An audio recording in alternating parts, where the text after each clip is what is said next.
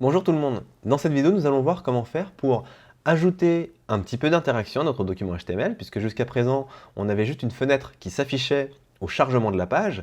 Là, on va vouloir faire en sorte que cette fenêtre s'affiche uniquement au clic sur un bouton. Donc pour ça, on va déjà créer nos boutons. Donc on va avoir besoin de deux boutons, un bouton pour afficher la fenêtre en question, et également un bouton pour faire quelque chose d'un peu plus compliqué, à savoir mettre à jour le texte qu'on a actuellement dans notre H1, donc mon super titre. Alors pour créer les boutons, on va aller dans le main, dans la balise main. On va rajouter une balise qui s'appelle button, donc button pour bouton en anglais. On ouvre le chevron, on tape button. Et là, on va lui rajouter quelque chose qui va nous être utile pour la suite, à savoir l'ID. Donc ID égale, et là on va mettre BTN. Donc BTN, c'est juste un raccourci pour bouton, hein, underscore. Et là, je vais mettre affiché. Donc encore une fois, l'ID, vous pouvez le nommer comme vous voulez. Là, c'est vraiment pour pouvoir mieux s'y retrouver. Chevron fermant, et là, l'IDE devrait fermer automatiquement votre bouton. Ensuite, on va taper le texte qui va s'afficher dans le bouton, à savoir, bon là on va mettre afficher pop-up. Donc là, vous pouvez mettre ce que vous voulez, hein, c'est vraiment le texte qui va apparaître dans le bouton, c'est quelque chose de personnel, vous pouvez mettre vraiment ce que vous voulez. Et on va ensuite le copier, le coller à la ligne, et mettre à jour titre. Et là, encore une fois, vu qu'un ID est censé être unique dans tout le document, on va mettre btn underscore, donc je dis underscore, underscore c'est tiré du bas. Underscore, et là on va mettre MAJ pour mise à jour. Encore une fois, là j'ai mis des noms en français pour éviter de complexifier le code pour ceux qui ne seraient pas très à l'aise en anglais, mais c'est mieux de le mettre en anglais. Donc je sauvegarde, je retourne sur Chrome, j'actualise, donc là c'était notre ancienne fenêtre. Donc il y en avait beaucoup, voilà. On voit bien qu'on a deux boutons, afficher pop-up et mettre à jour titre. Donc là, ce qu'on va vouloir faire, c'est au clic sur afficher pop-up, je veux que la pop-up que nous avions s'affiche. Alors on retourne sur Visual Studio Code, on va sur Script, on va supprimer les appels que l'on faisait sur afficher message, et là on va devoir utiliser une fonction spéciale qui s'appelle document, pour document, point, et là query selector. Donc, on met les parenthèses, point virgule. Alors là, je vais un peu expliquer ce qu'on vient de faire. On vient de dire à JavaScript, tu vas prendre document, donc document, ça va être le document de notre page HTML, et tu vas exécuter cette fonction, donc query selector. Ne faites pas trop attention pour le moment à cette forme-là, retenez juste qu'il faut taper document.querySelector, c'est quelque chose d'un peu plus complexe qu'on pourra voir dans d'autres vidéos, mais pour le moment, contentez-vous juste de taper querySelector. Donc, document.querySelector, entre parenthèses, on va devoir lui passer un argument. Donc comme on avait pu le voir tout à l'heure, un argument c'est quelque chose qu'on met à ce niveau-là. Là, il s'attend à ce qu'on lui passe un argument de type texte, donc entre guillemets. Et l'argument qu'il attend, c'est un sélecteur. Donc on avait déjà vu à quoi ressemblait un sélecteur dans la vidéo sur les CSS. C'est ce qui va nous permettre de sélectionner un élément HTML soit par son nom, en tapant directement le nom de l'élément HTML, soit par sa classe, en tapant point suivi du nom de la classe, ou par ID, en tapant dièse suivi du nom de l'ID. Et bien là, c'est exactement ce qu'on va faire. On va taper dièse, puisqu'on sait que nous avions nommé notre bouton avec un ID btn underscore affiché, donc on peut même le copier, CTRL-C. On retourne là-dessus, on a donc tapé dièse, on colle ici, donc là on est en train de dire sélectionne-moi le bouton affiché. Donc pour le moment, on a récupéré le bouton, c'est bien, mais on ne l'a pas stocké. Donc là, c'est là qu'une variable va entrer en jeu. On va déclarer une variable ici, on va faire var, et là on va mettre bouton underscore affiché égal. Donc là, ce qu'on est en train de faire, c'est de dire à JavaScript, ok, je te déclare une variable, et dans cette variable, j'assigne l'élément HTML qui contient l'ID bouton, enfin btn affiché. Je sauvegarde, et là, il reste encore une petite chose à faire. C'est quelque chose d'un peu complexe, donc on ne va pas l'aborder tout de suite. Juste contentez-vous de le faire pour le moment, sinon ça ne fonctionnera pas comme prévu. Vous allez dans votre index.html, vous allez dans head, vous retrouvez la balise script, et à la suite, vous allez ajouter un attribut qui s'appelle l'attribut A5. Donc A5, pour les plus curieux, ça veut dire asynchrone. C'est la manière dont votre navigateur va charger les éléments. C'est-à-dire que votre navigateur va charger les différents éléments de votre page et la manière par défaut fait que votre script ne fonctionnera pas correctement. Donc rajoutez A5 et ça fonctionnera correctement. On le verra dans une vidéo plus pour les débutants que pour une initiation. Donc une fois qu'on a rajouté A5, on retourne ici. On a bien notre bouton affiché avec document.querySelector. Donc je vais également un peu traduire ce que ça veut dire query selector, comme ça va peut-être vous permettre de mieux visualiser ce que c'est en train de faire. Donc query c'est pour requête et selector c'est pour sélecteur. Donc en français on pourrait traduire ça par requête de sélection. Donc on adresse une requête pour sélectionner un élément HTML dont l'ID est btn underscore affiché. Une fois qu'on a fait ça, on va utiliser cet élément-là. Donc on va à la ligne, on met bouton underscore affiché qui contient l'élément HTML, et là on va appeler une fonction qui s'appelle add event, voilà on la propose, listener. Donc, on met les parenthèses, encore une fois je vais expliquer ce qu'on vient de faire, n'oubliez pas du coup les points-virgules. Là on a stocké l'élément HTML dans notre variable. Il faut savoir qu'un élément HTML a également des fonctions qu'il va pouvoir nous proposer. Une fois que cet élément HTML est dans cette variable, j'ai accès à une panoplie de fonctions.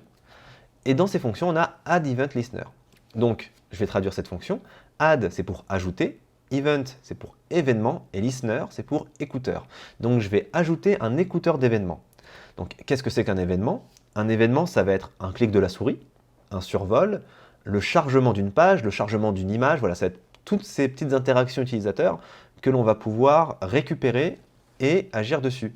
Donc là, cette fonction addEventListener va prendre plusieurs arguments. Et le premier, ça va être un argument de type texte, donc entre guillemets, et ça va être l'événement click. Je vous mettrai dans la description des liens vers une documentation qui va vous indiquer quels sont les événements qui existent et que vous pouvez utiliser. Là, click, c'est quelque chose de très répandu, donc on le reconnaît assez facilement. Ensuite, en deuxième argument, elle va nous demander quel est le nom de la fonction que l'on veut appeler suite au clic. Donc là, le nom de la fonction, ça va être afficher message. Donc je vais le taper, afficher underscore message. Je sauvegarde. Donc là, ce qu'on vient de dire à JavaScript, c'est OK, tu vas me créer une variable bouton affiché. Dans cette variable bouton affiché, tu vas assigner l'élément HTML qui contient l'ID btn affiché. Donc là, vous voyez bien que dans cette variable, on a notre élément HTML. Ensuite, on va dire à notre élément HTML, maintenant, tu vas ajouter un écouteur d'événements qui va faire que lors du clic sur le bouton, tu vas exécuter la fonction afficher message. Voilà. Donc, ça peut être un peu obscur, peut-être un peu flou pour commencer, mais c'est vraiment très simple une fois qu'on a compris le principe. C'est juste, j'exécute la fonction afficher message lorsqu'on clique sur mon élément. On va également apporter une petite correction, puisque là, comme vous pouvez le voir, j'ai juste mis le nom de la fonction, mais je n'ai pas mis d'argument. Donc là, ma fonction afficher message attend un argument. Donc là, concrètement, ça ne va pas marcher correctement. Alors, je vais retirer l'argument, et je vais à la place taper quelque chose en dur ici. Donc quand on dit en dur, ça veut dire que je tape directement mon texte sans passer par une variable. Voilà, c'est un peu de l'argot de développeur. Alors là, je vais juste mettre bonjour monde. Je sauvegarde. Donc là, si tout a été fait correctement, on va récupérer le bouton dans cette variable. Ensuite, on va ajouter un écouteur d'événements sur le bouton, de manière à ce que dès que l'on clique sur ce bouton, cette fonction s'exécute. On sauvegarde, on retourne sur Chrome, on actualise, et là je vais cliquer sur afficher pop-up, et voilà. On a bien notre fenêtre qui s'affiche uniquement au clic, cette fois-ci, et pas uniquement au chargement de la page. Donc je fais OK. N'oubliez surtout pas que le A5 ici est très important. Si vous retirez le A5 du index.html, donc je peux le faire devant vous, je retire le A5, je sauvegarde, je retourne sur ma page, j'actualise, et là, vous voyez que ça ne fonctionne pas. Donc si vous avez ce comportement-là, vérifiez que vous avez bien rajouté le A5 à ce niveau-là. Je sauvegarde. À présent, on avait un deuxième bouton, à savoir le bouton qui est juste ici, donc bouton btn underscore mag pour mise à jour, qui va mettre à jour le titre H1. Donc on retourne sur script.js, on va faire la même chose, donc vous pouvez le copier ici, copier-coller, CTRL-C, CTRL-V, Et là, ça va être le bouton underscore, on va mettre MAJ. Encore une fois, vous pouvez le nommer comme vous le voulez. Et là, je sais qu'on avait nommé l'ID btn, alors underscore MAJ si je ne me trompe pas. Voilà, btn underscore MAJ. On va même le copier, CTRL-C, coller. On sauvegarde. Donc maintenant, dans cette variable, j'ai mon élément HTML. Je vais faire exactement la même chose que plus bas.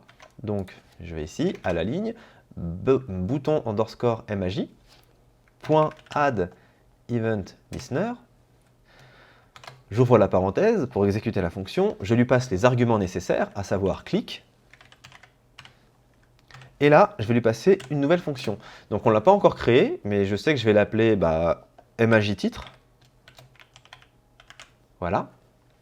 On va même mettre à jour titre pour que ce soit plus clair. Voilà. Donc vous voyez que les noms de fonctions peuvent être bien longs. On va bien sûr éviter d'avoir des noms à rallonge qui peuvent rendre le code plus compliqué à lire, mais on pourrait le faire.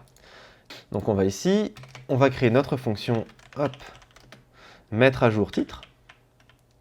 Donc hop, espace, parenthèse ouvrante, parenthèse fermante, espace, accolade ouvrante, accolade fermante, je vais à la ligne. Donc ici vous voyez que j'ai mis un espace entre le nom de la fonction et les parenthèses. Rien ne vous y oblige, vous pouvez très bien mettre les parenthèses collées au nom de la fonction, c'est juste que moi je le fais souvent de cette manière et que j'ai pris l'habitude de le faire ainsi. Donc on va dedans.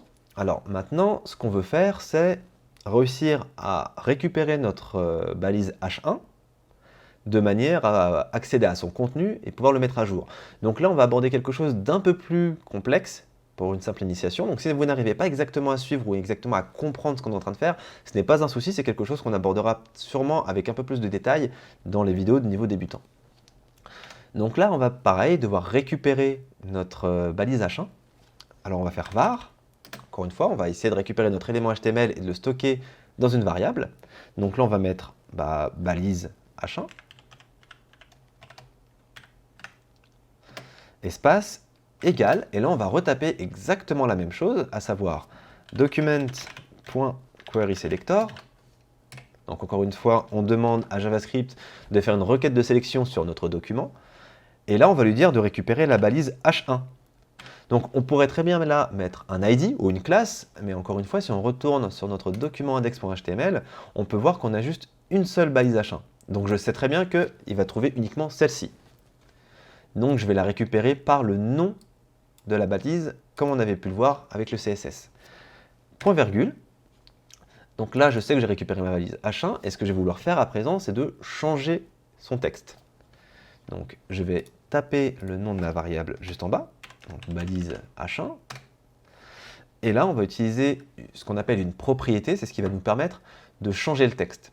Donc on va faire point, et là on va taper inner text. Voilà. Donc inner text, ça signifie texte interne.